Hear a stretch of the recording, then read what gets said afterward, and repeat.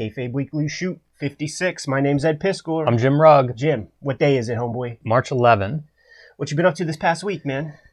I am working on a new book. Yes. And I can see the light at the end of the tunnel. I have 4 pages to draw, plus covers, and then press production stuff. And so, Ed, you've done a number of books. Anybody at home that's done books, you know you get to a certain point where it becomes that's your life. And you think about it at night, and maybe you dream about it, and it's 24 hours. And I am fully in that mode of like, this is it. It's like everything goes towards finishing this book now, unless it's an absolute necessity that can't wait for a couple of weeks. Like the Kayfabe channel. Exactly, yes, like all of you at home. Now let me ask you, man, give me a little bit of specs, man. How many pages are we talking? It's 24 pages, plus covers, and the story is actually inside front cover to inside back cover, so it's 26 pages of comics, even though it's considered 24 pages interiors. So it's good like a one shot? Yeah, one shot. Cool, man. Although, like everything, you have ideas that would be like, I can think of what the second shot would be, but I don't know that will ever happen. Maybe, but it's not scheduled. That's sort of where my mind has been this past week with Red Room, because I last week finished issue 1, which would be a 64-page issue, and with the idea of serialized comics in mind, pamphlet-sized comics in mind, every new issue is a little bit of a hard reset.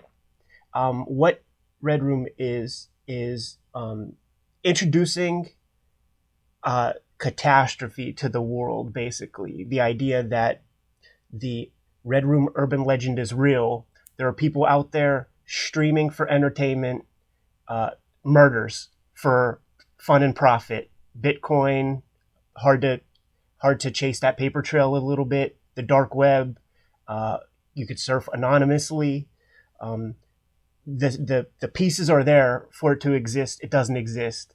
But let's introduce this problem into the world, and with each issue, look at that problem from different angles.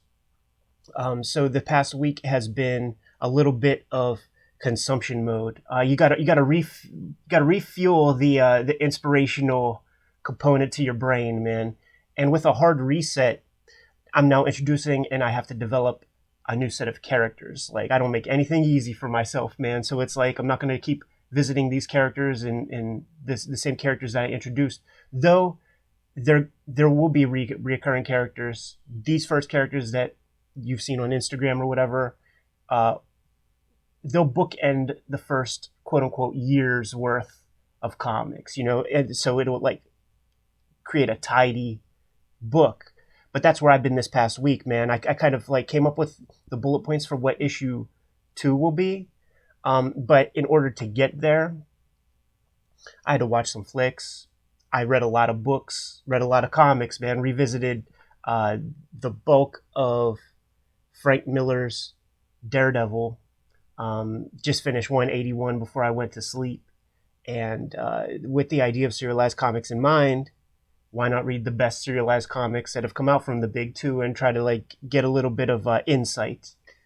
Yeah, those are such interesting comics. I've been enjoying the posts. You've been posting some pages and stuff for everybody at home. If you don't follow us on Instagram, that's the reason to follow Cartoonist Kayfabe. You get to see a lot of what we're looking at, what we find, what we're going through. And seeing some of those posts from the Frank Miller stuff, those were huge comics for me as a kid, and huge comics for lots of people, obviously. But I looked at those posts and I just think there's nothing. This isn't elaborate drawing. It's not he figured out something that nobody else could do at the time or something. They're relatively basic, straightforward in their storytelling, and yet they hold up. I think they stand above most of the most of the stuff that Marvel was publishing at that time, and probably a lot of the stuff they published since then. Yeah, for sure.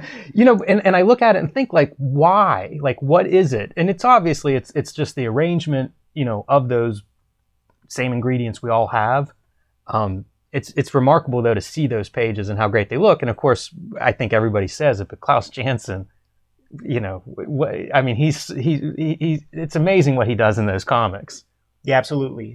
When you get to the stick issues, that's where you really see, I guess Miller's probably doing a lot less penciling, focusing far more on the storytelling part of it, the hardcore script writing, and just arranging the storytelling bits on the page. You could find like Comics Journal interviews, and we'll probably put some under the microscope at some point, where you get to see the pencil breakdowns that are very, very loose in the hands of a schmuck inker.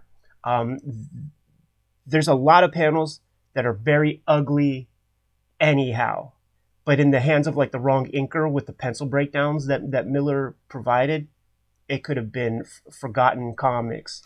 One of the issues of Daredevil, and it might be in the 180s, they show it's the splash page of Black Widow, and they show it in the letters column, so you can see like his layouts, you know, as you were saying, and I think those do appear in different places, but you get a really concrete example in that issue of like, this is what Miller gives Jansen, and then you look at the splash page and it's like, this is the magic Jansen works there's to another, make it look so strong. There's another, it's either in a Comics Journal or one of those comics interview magazines, and it's a page where it's very early in the run, maybe 169 or 170, and it's yet another sequence where Daredevil is confronting Turk.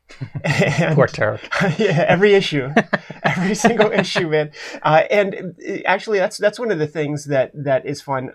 You know, the term grim and gritty is associated with the Miller, Alan Moore comics, but there is a lot of humor that goes beyond gallows humor. It's slapstick. Like Turk and Grotto are R2D2 and fucking C3PO of the Daredevil run. Like, they are just these bumbling boobs that get caught up in, and they punch above their weight class at every given moment. And it's just like, okay, if there's 17 pages this issue, in which of these 17 pages is Turk going to get his ass busted by Daredevil?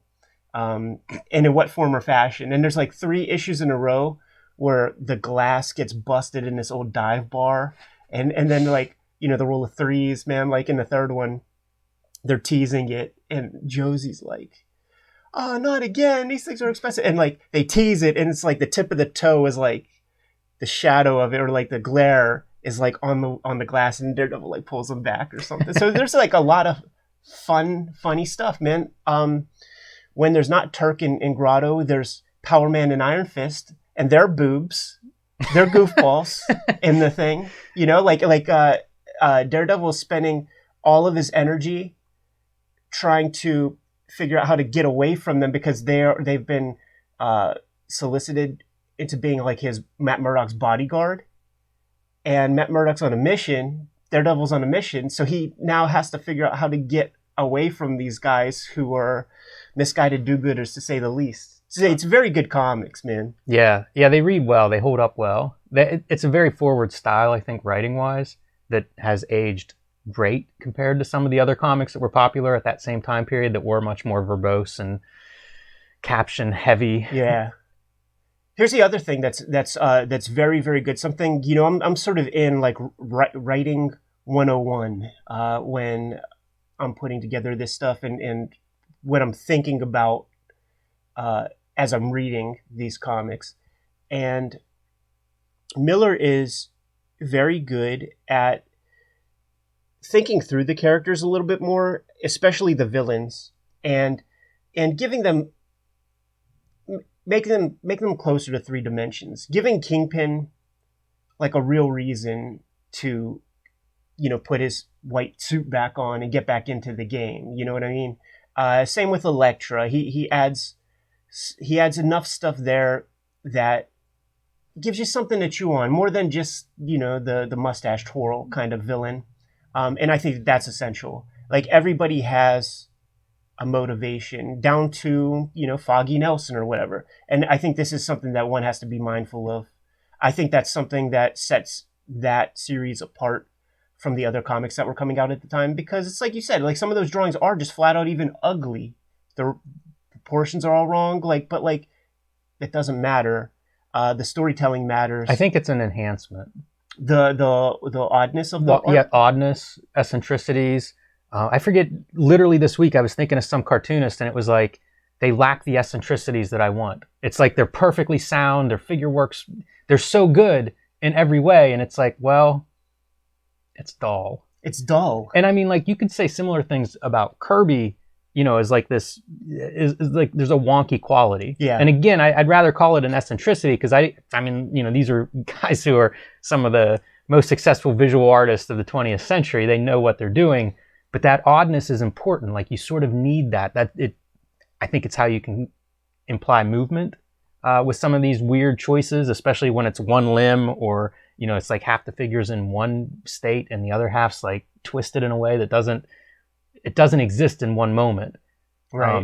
And I think there's a lot of that that's taken for granted. I went through a phase where I was really into Dan Clowes, and one of the early things I would notice is like lines not lining up or something, like outside of a figure or in the background or something. And at first it was like, well, he must have messed up that drawing. But you need it. It's like a life piece. It really creates like a living energy.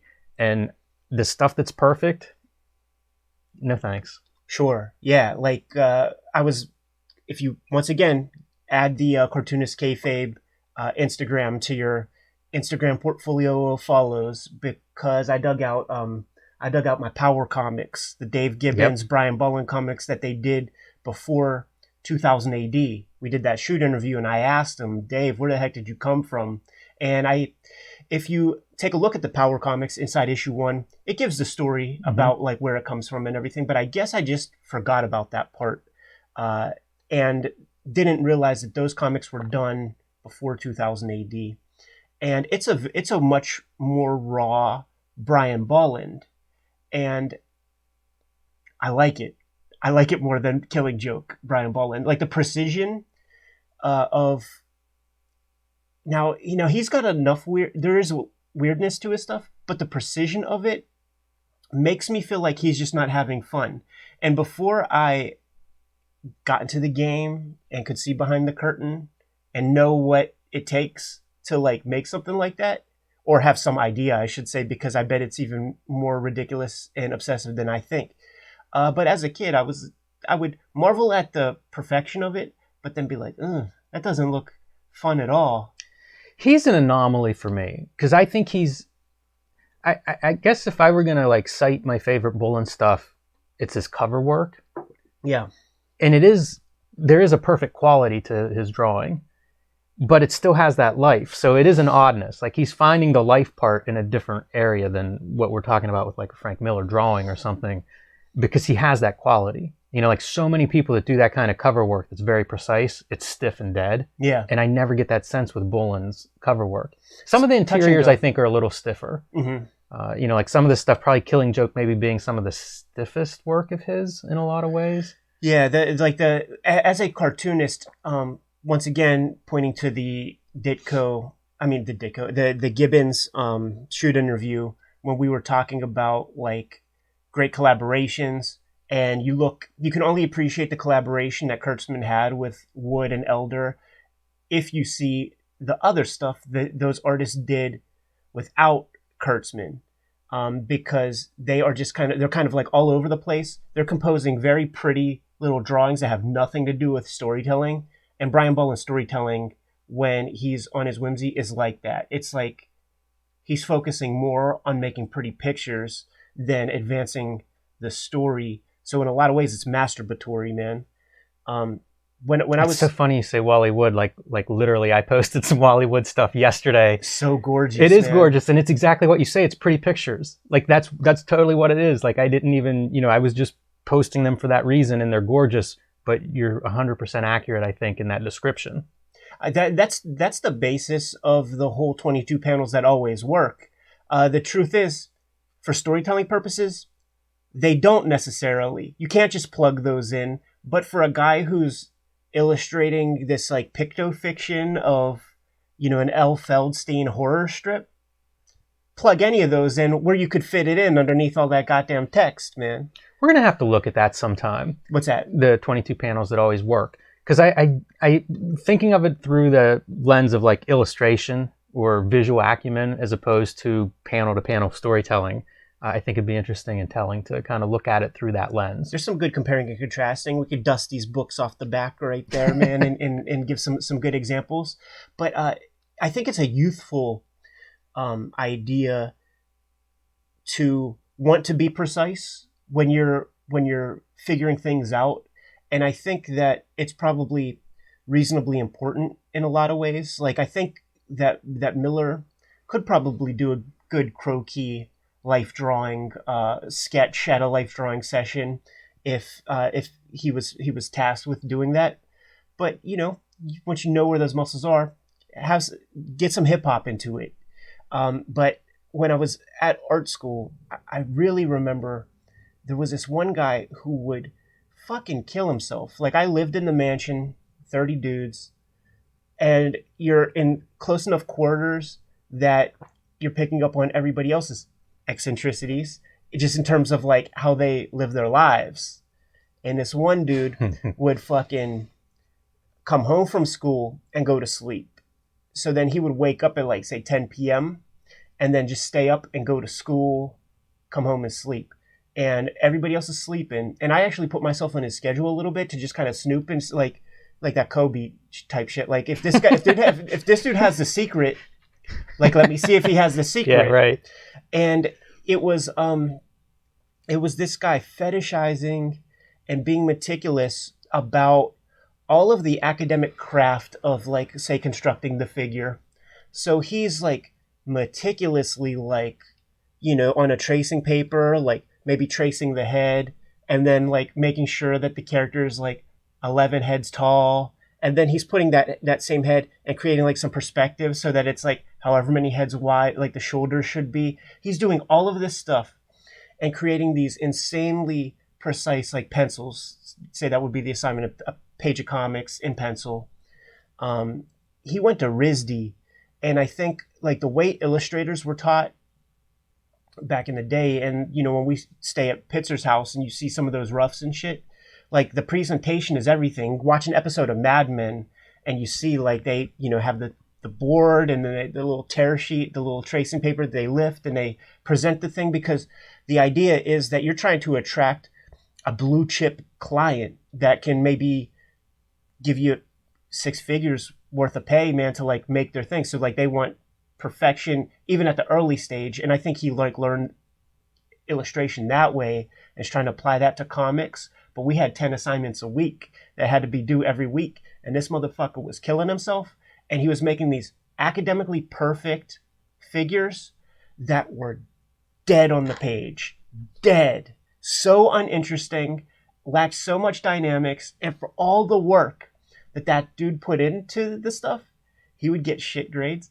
And Poor dude. And flip out. Yeah, I bet. Flip out, man. Like throwing pencils, screaming. You would hear, like, he wasn't in my classroom. He was in like if I'm in C, he's in D.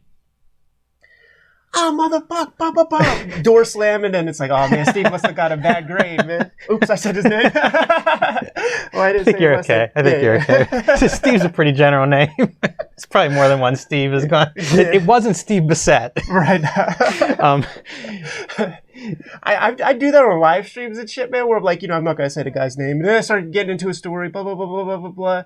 Fucking say the dude's name, and end stream, delete video. Yeah, I think you're okay with that one. So I had 2 pieces there, Ed, and they go in different directions. The first one, you talked about the Miller having like all these characters had their motivations. Yes. And I wonder if that comes from his love of like noir, like writing and, reading, I guess it would be at that point. But I wonder if that's where a lot of that comes from, because if you read noir, everybody's got their motivations, and sometimes they have another motivation underneath that one, and they're all twisted up and confused. And, his love of that is well stated. So I wonder if that's part of where that comes from. When somebody has that different skill set or their comics seem to be different, you can kind of dig around and be like, oh, what's he into that everybody else isn't reading or watching or thinking about? Here's the scary thing, though. To me, that is writing. Like, read any book. So what makes his stuff different in comics is that a lot of the other comics weren't fucking doing that. Yeah, so much of it from that era, too, was like second generation of... It was fans that had become professionals. And the fan mentality is all these characters and their histories and keep going and first appearances. It has nothing to do with motivation. It's a totally different thing. It's I know this universe. Right. It all fits together. Like it's a very different... it's like a world that I'm welcome in.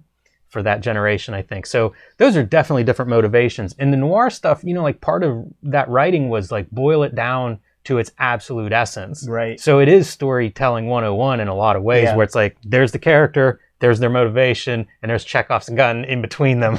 You know, so I think that is an interesting teacher for storytelling purposes. It's certainly a school of storytelling. And then my other question is about the school, and it's manga. What was manga like at Kubert? You were there in like 2001? Because obviously that has become a huge piece. Mm-hmm. And we've touched on a little bit like where you had Shonen Jump subscriptions and things early on. So like you seem to get into manga much earlier than me. And I remember there was a lot of pushback in the direct market circles I was in when manga started to show up, and it was like perceived as weird and other and different and not comics. Right. What was happening at Kubert with manga? Was anybody reading it? Were the instructors conscious of it? The instructors really weren't messing with it. Adam Warren was a student of the school. I didn't know that. Yeah, so there were like Adam Warren fans, but the manga that people were into.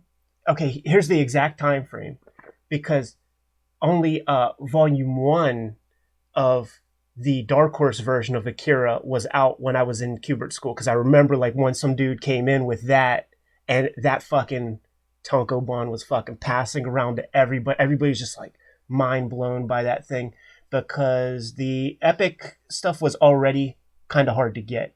You could find issues here or there. Everybody had their couple issues. Masamune Shirow was the guy.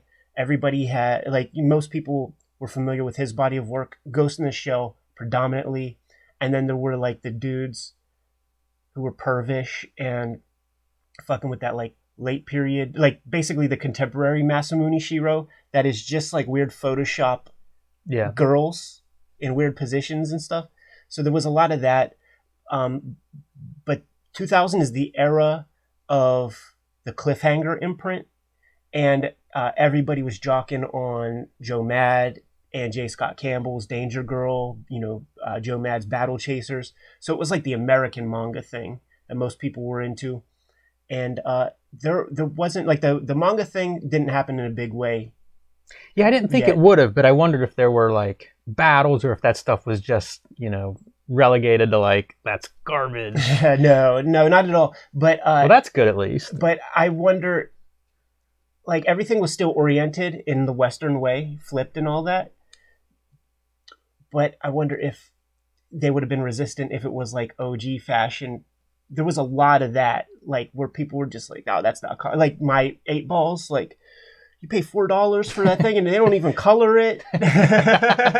Yeah. That's very, very funny. Man, I didn't know Adam Warren went to the Joe Kubert school. Yeah. So he would have been like early mid 80s, something like that, early 80s. No, I think 90s. Very early, it must have been. Yeah. Like, when did Dirty Pair and stuff come out? Like, that would have been.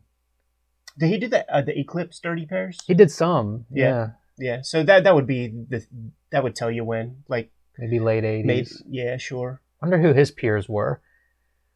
At the school. Yeah. I always think of like the cliques, right? You'd have like who was in that class, who's pushing each other, who's competing to be the best student of that class. I used to be good with that, man, because I'll pick up any sort of QB comics of a certain class. I'll pick up, if I see a Bissett thing, you pick that up. If I see a Tim Truman thing, I'm picking that up, even if it is Spider or one of those like. Hey, weird, nothing wrong with Spider. One of those weird other comics. I bought Spider new. Really? Yeah, man. I was so in. Truman was like one of my favorite artists for a couple years early on. Yeah. And it was around when that was coming out. I never saw those things, man. I think I found out about that stuff in like Comic Scene.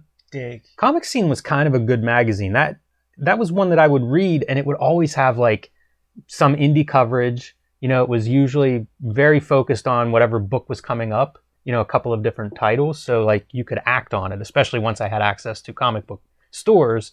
At that point, it was like you could track that stuff down. I could track that stuff down because it wasn't too obscure, but it was always some coverage of things like an Eclipse book or a graphic novel. Is that where you would find Comic Scene, in the comic store? Because I heard that it's like it's the same publishers as Starlog, so I wonder if it had like Walden Books distribution. You know, man, I cannot remember where I found them. Yeah. And it kind of bugs me because I know somebody had mentioned that they had, I guess, newsstand distribution, but I don't remember that. It probably, you know, like I was just like thirsty for any comic stuff because it was so limited what I had access to. So it probably was that I found it on a magazine rack somewhere and would just sporadically, you know, would buy them as I would come across them. For the most part, I was just looking at one recently, and it's Youngblood is the cover story, but it has Crow coverage. And so like it gives you that window of like, that's 1992, you know, it's years before the movie. And that's how I found the Crow. Yeah. Because it was like, I bought it for the Youngblood, but that I would read every page of it. And it's how I found out like Barry Windsor Smith's Weapon X. You know, because it was just the weirdest looking Wolverine comic ever. That wasn't the same issue. Sure. But, you know, like I've been thinking about pulling some of those for something to look at, because a few of those are very high nostalgia level for me. And they're like pre-Wizard for me. Close, you know, it's early 90s, but it's still like maybe right before I get into Wizard, I would look at those from time to time. And like one was Frank, I think it was a Jim Lee X-Men cover, and it had a hard-boiled Frank Miller story, which was like 1992, 91 Frank Miller and what he was working on. And so it was like Hard Boiled and Give Me Liberty and Elektra. It was the John Romita Jr. Daredevil miniseries, like a couple of pencil pages. So it was that kind of stuff. And I would see, you know, again, before Wizard, a reproduction of John Romita Jr. pencils. Right. You know, I'm staring at that thing with like a jeweler's loupe trying to figure out like, what can I take from this? And it's, why would they ever even ink this? It's beautiful. It's perfect. You know, that kind of thing. But it was scraps. It was whatever I could find. And that would be like a glimpse of interviews with cartoonists and behind the scenes and sometimes production art. So I could actually see some of those details. So I'll probably pull out a couple of those at some point and we can flip through them, because it is an interesting cross section of comics. From what I understand, there were like two runs of it. So there would be like the early 80s, basically piggybacking off of like two booms in comics. I'm a fan of Gary Vaynerchuk, man. Sure. I was down with his shit. Like he used to have this show called Wine Library TV on Revision 3, great Kevin Rose's little ahead of its time video network, back in like say 2002, 2003 when Tech TV goes away. And I've always been down with his shit.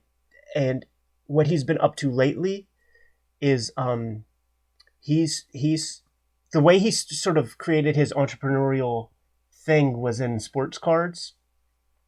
And he's been very heavy into buying sports cards again. Like he's seeing a cycle, an upturn.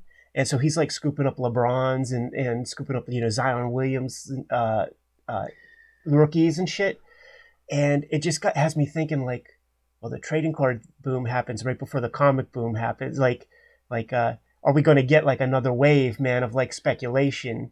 I think we're already in the midst of that wave with the CGC and raw keys and all that stuff. I think as much of the comic speculation, I think that's full swing. Yeah. I think that's going on. Yeah. But it's different stuff than we buy and look at and think about. I mean, it's slabbed comics, you know, like think of the rise of slabbed comics are huge. Like there's a whole, I don't know, big percentage of people who interact with comics, and it's just through slabbed comics, which is that, you know, wave 2 or 3 of speculator interaction. Yeah. Like I'm happy not to be part of that, but I mean, it is thriving. Like we see it at every show we do, and you see it, you know, every time we go to a store appearance or something, there's some talk of that kind of thing. Yeah, just you saying that like drives it all home, because of course, like what is Gary V ain't buying wax packs at Tippy's candy store and opening shit up. He's filling up his car and being like, man, I think there's some value in these in these cards up here by the register. Yeah, strike all that from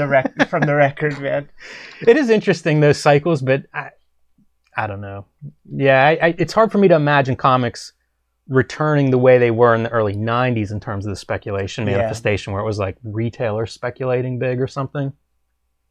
Yeah, it's always surrounds that number one. It's like maybe there was a little bit of that, and probably we're still living off of the Walking Dead issue 1 kind of thing, man, where we see, and it's always been this way, where the store will buy heavy on a issue 1, and then your issue 2 numbers are fucking far different than issue 1 because they just don't want to be left in the lurch on that issue 1 like they were with Walking Dead, That's an interesting piece of comics history, the number ones, because we both grew up whenever number ones were cool, and you would see like first collector item issue, even before the speculator boom got out of hand, that was still a thing that was touted. And I guess it was for new readers to be like, oh, I'm getting in on the ground floor. But you read about like all the weird Golden Age comics numbering where it's like, some series you like and it starts with like issue 54 because it was some other series and they flipped it. And if you read about that stuff, the number ones were like impossible to sell. The distributors wouldn't even pick them up a lot of times. The market was saturated, so it was like you needed those numbers to prove like, oh, this is successful. And it was like number one would be a negative thing for that time period. Yeah, I sort of lived through both of those, man. When I was very young, seeing there was a gravitas to like an X-Men 273 or something. The fact that this is an institution. McFarlane touches on it. Yeah, he does. And I firmly, I believe in that because I lived in it.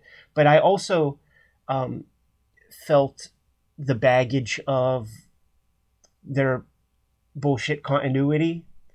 And to see a issue number 1 of Spider-Man was like this like burden off the shoulders where it's like I get to come in on the ground floor of something. And that was a huge thing. Like I adored that. I have my Darkhawk number 1. I have my Silver Sable number 1, Deathlock. I'm not going to endorse Silver Sable. No. Deathlock always disappointed me too. That's always a character that I think like that should be my favorite character. And I never really get into it after, I hate to say it, but after Rick Buckler's run. Did you see the Mike Zeck treatment in Captain America? Yes, and it's great. That's what I mean. Like he's awesome looking, and now and then you'll see really cool appearances. But by and large, and that in the ongoing series is the one that disappoints me because I like Dennis Cohen and stuff. Yeah, and it just never quite does it for me. There was the before the regular series, there was the mini series, and that was a book that I scooped up at this little Vietnamese dude in Homestead had this old bookstore, man, that was like paperbacks and shit, and just like in the back there were like 4 long boxes, man. And I was in this mindset of like $1 for page kind of value. So I used like to do that. Yeah, so I'm like, oh, this is super thick and it's 30 cents. And it's like a very thick comic. So that'll like entertain me for like far longer than like 2 issues of this other stuff. And I remember like I was so young, but I was so on board. I'm like, I was my heartbroken for the character and stuff. And I bet you if I read that shit again, I'll read it with a red face of embarrassment. Like, wow, how did I? It's buy not going to hold up. It's not going to hold up like the Frank Miller Daredevils. I don't think. I feel like you're going to need to like cut that part too out of this. even the Miller Daredevils existing in a space of the Jim Shooter editor-in-chief Marvel, where he has to shoehorn in every issue. He's standing on a terrace outside of a window. Good thing I have this radar detection, even though I'm blind. Blah blah blah. My enhanced senses can detect 5 heartbeats inside there. like it's in every issue, man. Hey, it's somebody's first issue, Ed. Yeah, it's true, and it's like, man, boy does he find a way. Also, there was this one issue. It's like the cliffhanger is he gets like knocked off a roof or something in like one issue, and then the very next issue he wakes up in the back of like a trash truck. Yeah, I know it. And the name credits are on like the fucking Ninja Turtle canisters, man. You know what I mean? Oh yeah. Like they're like so it's like Frank Miller or Klaus Janson, and they're on those like exact That's amazing. Shape. Yeah, I never made that connection. That's perfect. Yeah. Wow, that's funny. It'd be great to go back and like Photoshop the Turtles' origins. Like the names are on the canisters. Just a TGRI fucking logo on that shit, man. There's so much, man. Like we're gonna be doing some stuff here today after we get out at the Kayfabe Weekly that I think draws some lines to Miller's Daredevil. And of course, like the influence has been all through comic. Like that's been talked to death, man. It is fun going through that stuff. You know what? We're like a half hour in, and I feel like we should talk about our newsletter. Okay. So we we put out a newsletter every 2 weeks. Next week is going to be, like, not this coming week, but next week is the next newsletter, right? Yeah, like 10 days. 10 days from now. And for our subscribers to the newsletter, we've been doing giveaways. Homeboy Matt, did you see on Instagram? I did. How he's like, I'm the guy. Like, he played our video from last week's Kayfabe Weekly and was like, I'm the guy. And it shows him, like, cutting open the fucking box. Matt, thanks for doing that, dude, so that everybody knows that we weren't lying.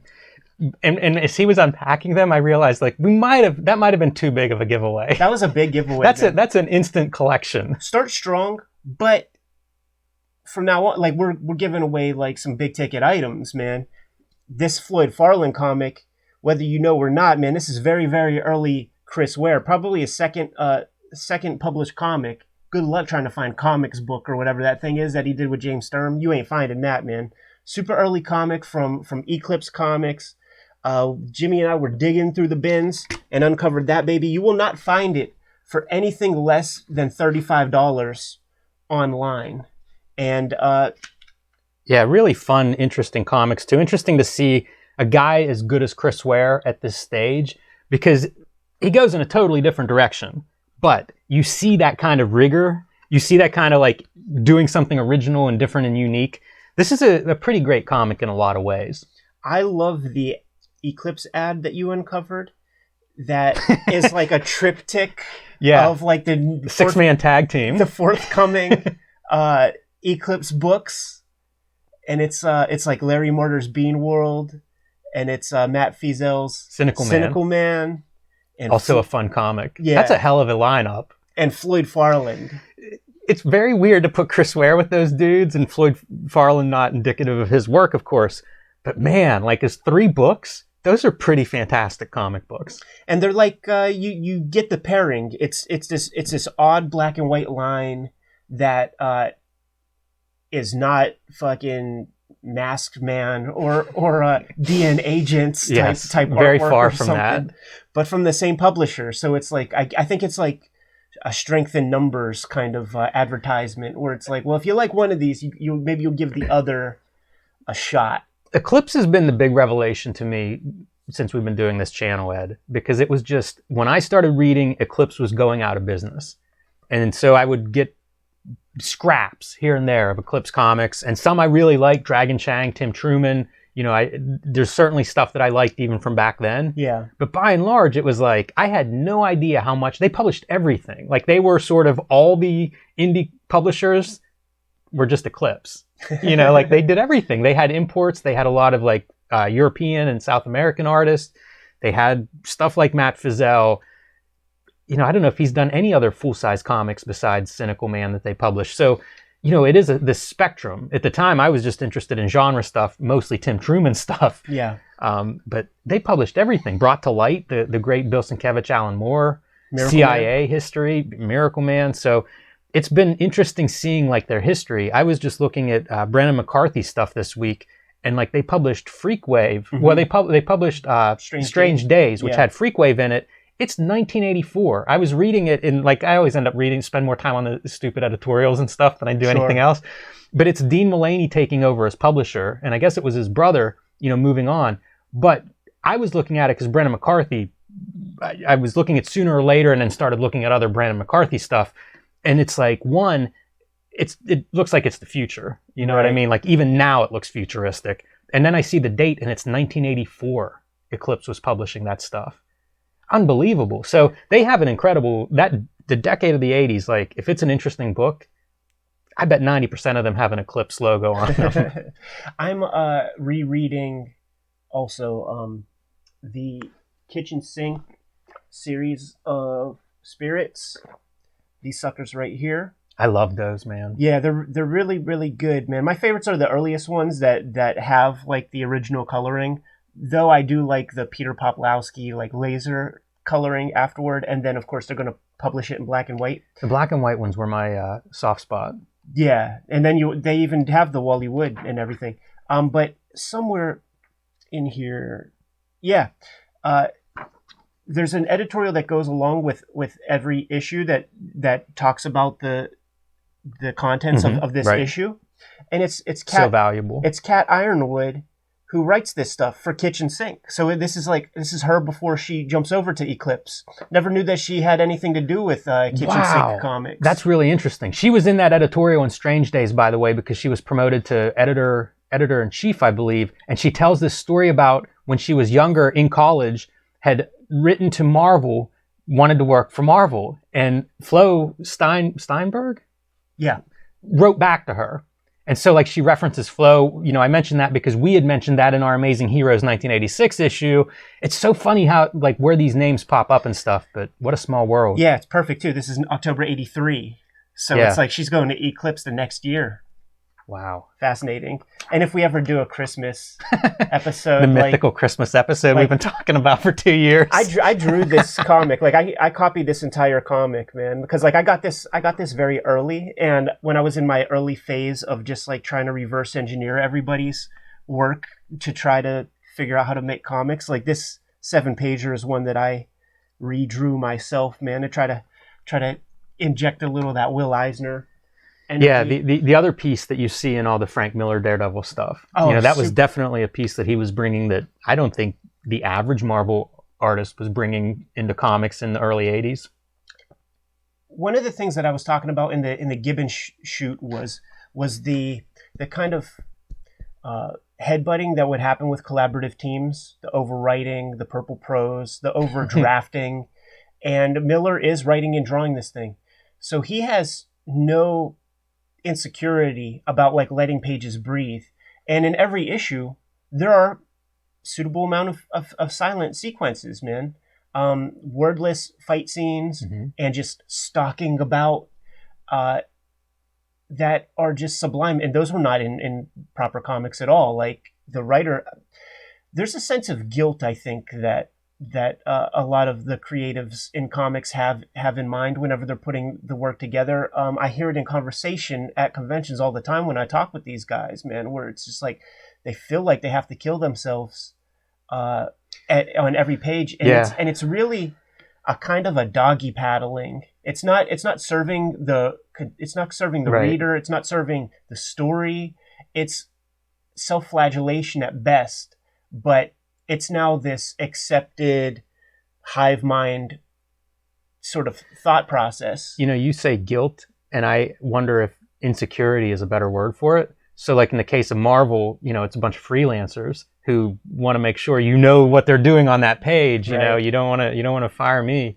But I know it even from indie guys. The same Definitely. Conversations you're saying, and it's almost of I don't want you to think I'm being lazy here. Yeah. Whatever the perceived shortcut may be. I've heard lots of cartoonists talk about it. I've had those thoughts myself. I don't want to cut corners, but there is a level of confidence also of, like, Miller's just going to do this sequence of 3 pages of Daredevil flying around rooftops or getting in a fight and not bog it down with words. And you need that confidence to be like, this is good. Yeah. On its own. It doesn't need the words. And in fact, the words change the pace. Like a lot of those comics, like when you get into that wordless sequencing, it suddenly changes the tempo, which is awesome as a reading experience. Yeah. Especially, again, at that time. Like, so much of this stuff gets diluted because everybody that follows then is, like, picking pieces of it up.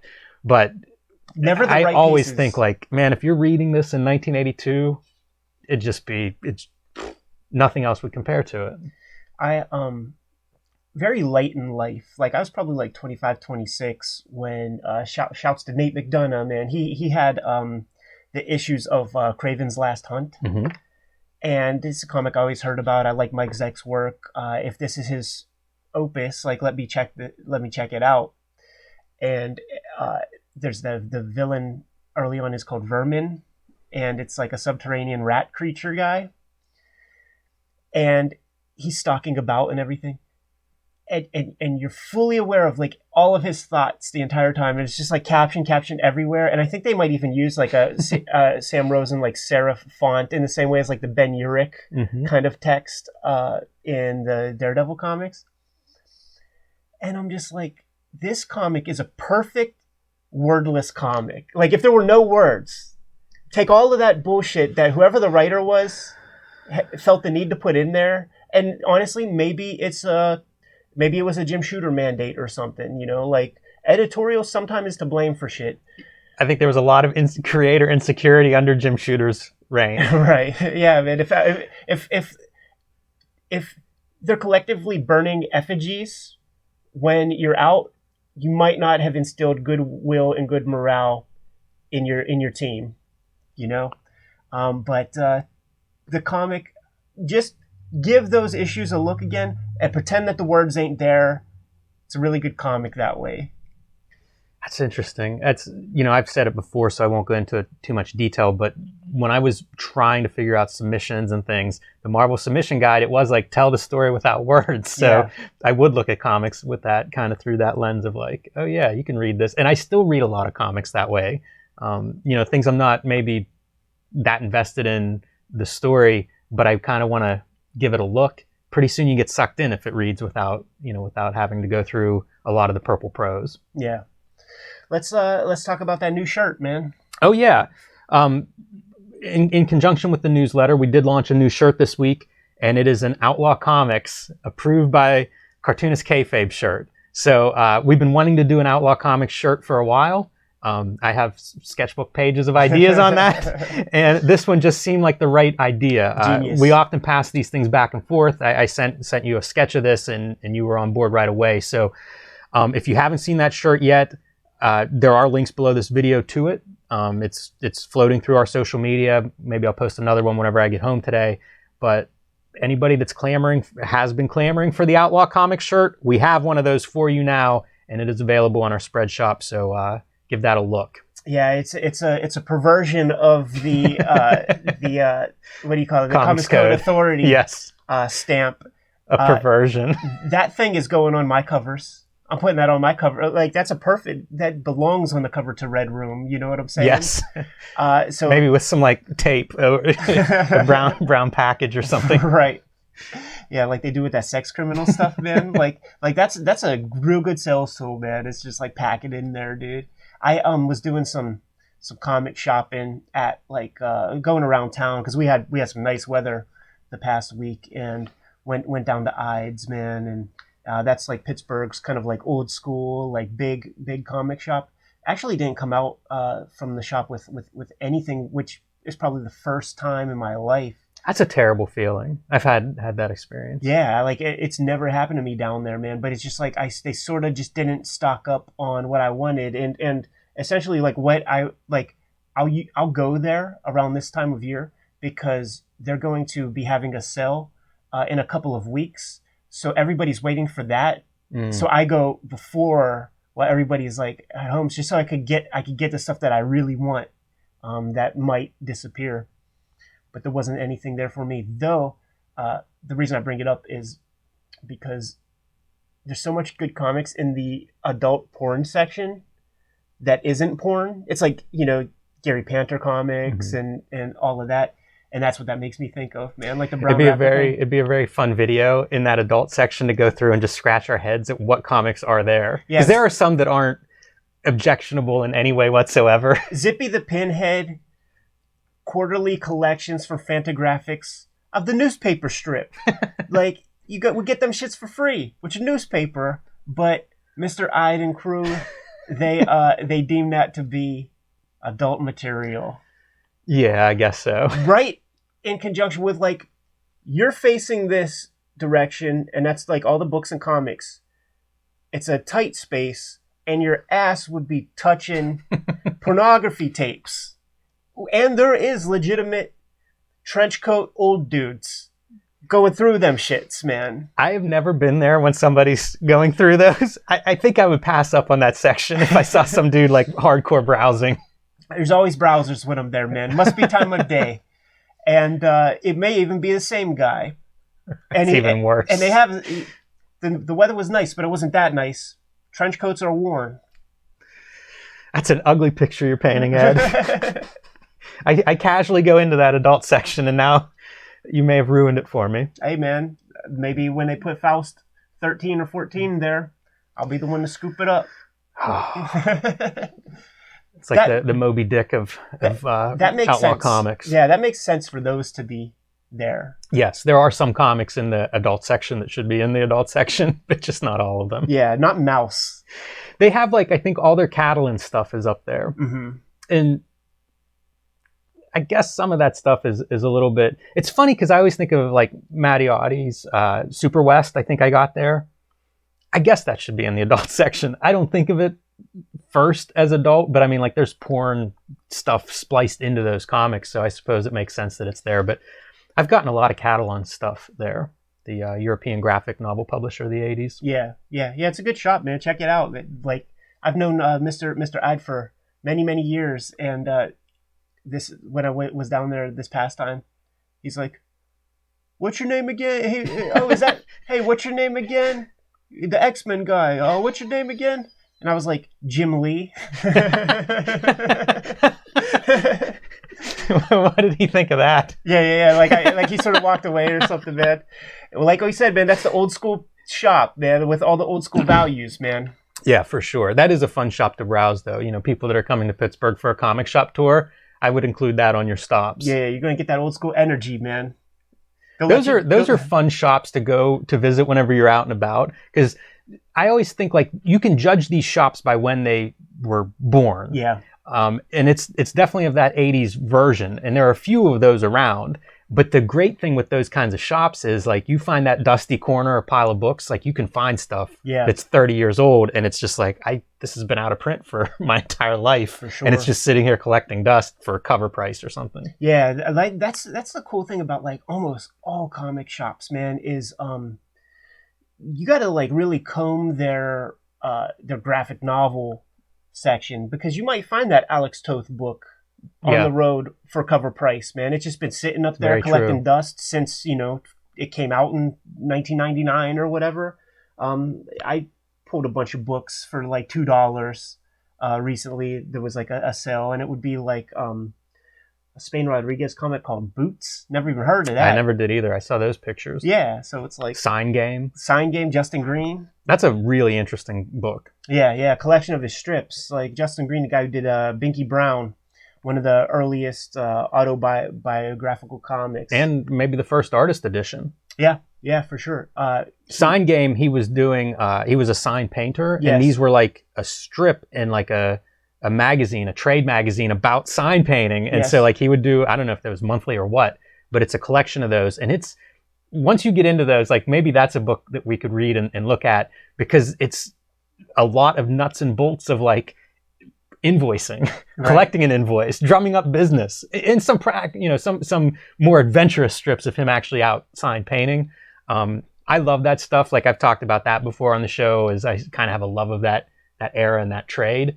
And it's really cool that there's a graphic novel by a great cartoonist about that subject, and really about kind of the non-romanticized depiction of that subject. It's a cool book, very underappreciated, I think, in comic circles. But man, it's a book I like a lot.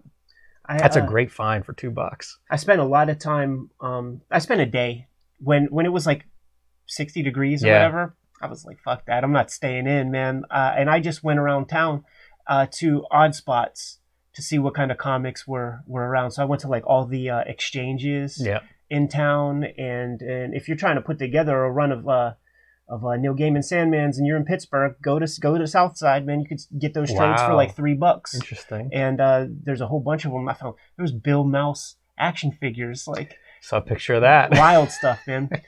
Caliban Books in Oakland has a really good section in the back that has some great stuff, man. A little bit overpriced, some of it, man, like old American Splendor issues, like the Harvey Pekar self-published ones, like $8-10 or something. Like if you're putting your run together, you could find that shit. But it's been real fun, and I was debating on like how far out I would go that day, because I was just like having such a ball getting that exercise in, man, stretching the legs, catching that vitamin D, and snooping on comics, man, because that's how I roll, dude. It doesn't turn off. Yeah, that's fun.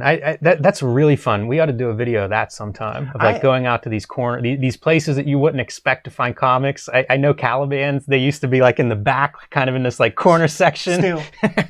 That's awesome. And you know what else? Like one of the reasons I was actually there was one of the things that's been keeping me in the drawing chair is I've just been so many audiobooks, and one of them, and I wonder if you know about it, Paperbacks from Hell. Yeah, I do know it. Did you read it or listen to it? Yeah, I've gotten it out of the library. Yeah. So I was like, you go in the back of Caliban, go downstairs. It's their paperback section. Yes. And I'm like, I was never back there. And just all of this stuff is in my mind now from that Paperbacks from Hell. Like, let me see if some of that shit is down there, man. I'm sort of on the look for Holloway House stuff, but I think that's more higher end. Like, it's more valuable. But certain horror ones I'm interested in. As I go down that Splatterpunk rabbit hole, I'm seeing where my lines are and how I want my comic to shape up. Splatterpunk family tree. You need to diagram this stuff, how it all connects. There's a certain you could just tell certain thing. Clive Barker must have hit, obviously, right? Clive Barker hits, and then you have the people. It's like anything else, man. You have the people who you could tell are they've been waiting for this moment to have a venue to express themselves in the way that they've been wanting to. Like, it's like Clive Barker has proven that they're on the right track. And like, those are the people to read, because then there's like other people that you could probably tell have like a hipsterish vibe. And it's the culture vulture equivalent of that, where they're just like stacking weird shit on top of each other. And you could just tell it rings false, you know? So it's like, try to find some of that more congruent stuff and slough off the shit that rings false. It's kind of the same way that my comics ingestion occurred as a youngster, man, where it's just like, give me everything, because now I have to develop that palette.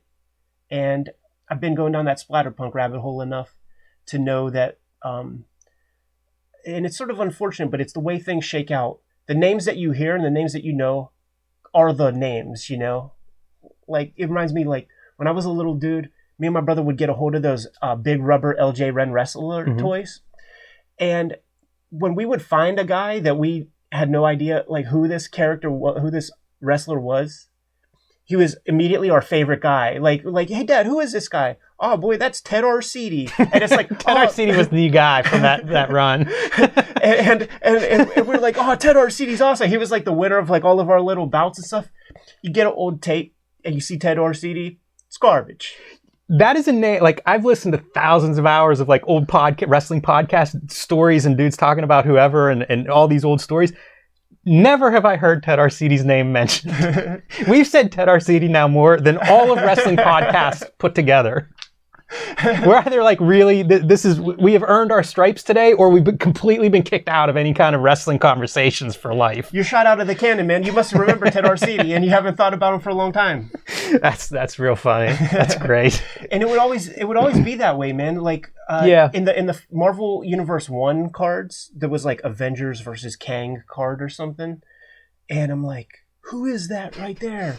And you read on the back, it was Ant-Man. And I was just drawing Ant-Man for like having a million ideas, because like there was no Ant-Man in the 90s. In 1991, there was no Ant-Man. I never heard of Ant-Man, but I see this little dude on the back of a bunch of flying ants. That's pretty fucking cool, you know? And it's the first time I've ever seen it. So like Ant-Man and Ted Arcidi were like pop culture icons to me in like 1989, 90.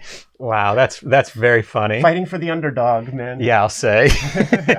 It's great, the paperback stuff. When I got my first smartphone, you know, with a camera, that's what I would do, is go around and just photograph paperback art, because like I didn't really want to buy all these paperbacks that I wasn't going to read. Mm-hmm. But that art is so great. Yeah. And there's lots of books on that subject matter, usually broken down by genre.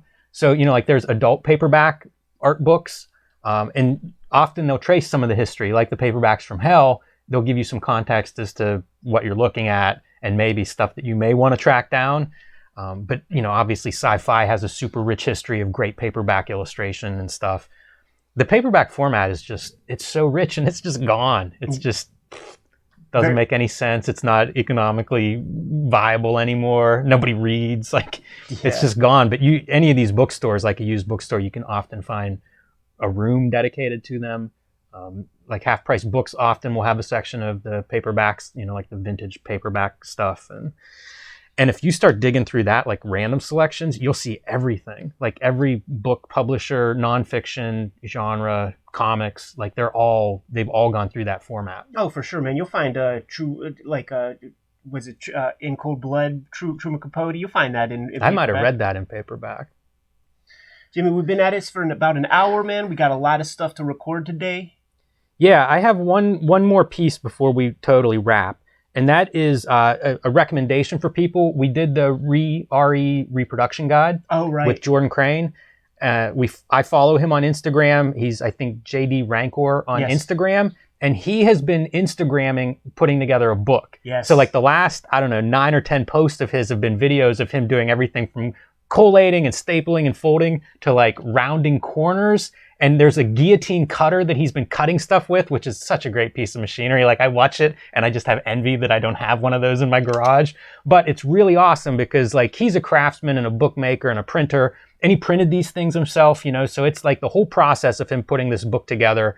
I know lots of people watching this are fans of that and making their own books. Nobody better at making a book than Jordan Crane. So JD Rancor on Instagram, and right now he has a series of posts up of putting this book together, and it's delightful. JD Rancor on Instagram. Tell him Cartoonist Kayfabe sent you. Yeah, do that. Let's Kayfabe affect his Instagram. It's been done, man. There was a Fife post recently where he's bracketing off writers in comics based on their levels of interest in. I love it. In superheroes. Yeah, it's fantastic. And the best is actually the Facebook piece because Howard Chaykin pops up, Mark Waid pops up and goes, "Ouch." Howard Chaykin pops up and is like, "You're right. I hate them." Except far worse. Disdain. I hate it way more than you are giving me credit. Yeah, what a glimpse inside Fife's brain. Yes, I love it. I love it so much, man. But we didn't post a video yesterday because we are recording today. So after the day's events, after the day's recordings, we'll post a new video tonight that'll live for a few days, man. Jimmy, I'm excited to get to business on our recorded stuff, so we should cut out and get the heck out of here, man. Yes. Want to give them those marching orders and we'll bounce? Yeah, first marching order, pick up the Outlaw Comics shirt if you haven't already. Second marching order is share this. We are building followers, building subscribers, so when you see a video of ours that you like, be sure and share that thing. I mean, that's how we grow. It's word of mouth, and we appreciate all that support. And finally, read more comics, mugs. Boom, we're out.